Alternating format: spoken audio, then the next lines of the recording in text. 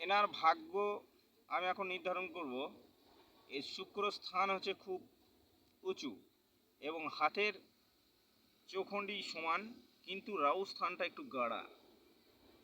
এই রাহু স্থানটা গাঢ়া, ভাগ্যরেখা মঙ্গলের স্থান থেকে উঠছে, কিন্তু এখনো সম্পূর্ণ হয়নি। এনার বৃহস্পতি ঠিক আছে, শনিও ঠিক আছে, কিন্তু রবির সানমাইন্স এখন রেখাটি ওঠেনি। এনার ভাগ্যরেখা অস্পষ্টভাবেই আছে ধরা যায়, কিন্তু এর বিবাহ রেখা দুটো, এক দুই, আবার এইদিকে আর একটা উঠছে, তিনটে বিবাহ রেখা উঠছে। মানে তোমার প্রেম আছে, প্রেম করেছো? হ্যাঁ,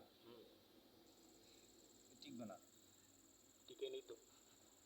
কারণ এই ভাইটার হাত, এর মধ্যে স্থলটা খুবই গাঢ়া, হাতের অবস্থা কিন্তু খুব একটা ভালো নয় তোমার। রাগ করো না, বলছি বলে আমি বললাম না সব কিছু বলে দেবো। আর কোনো সময়ে মানে পড়ে গিয়েছিলে কোথাও থেকে, গাড়িতে হোক, বাড়িতে হোক, কোনো সিঁড়ি থেকে হোক? ছোটোবেলায় পড়ছি, গাড়ি থেকেও পড়ছি। দুবার হয়ে গেছে।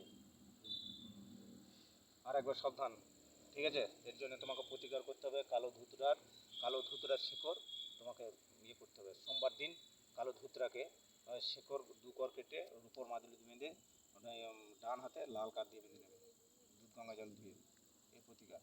আর তোমার এখন ভাগ্যরেখা ওঠেনি, ভাগ্যের কিন্তু তোমার এখন টান বাহালা চলছে। আমি এখন ভাগ্যে তোমার উন্নতি দেখছি না, কিছু মনে করো না। নমস্কার। এখন উন্নতি আমি কিছু দেখছি।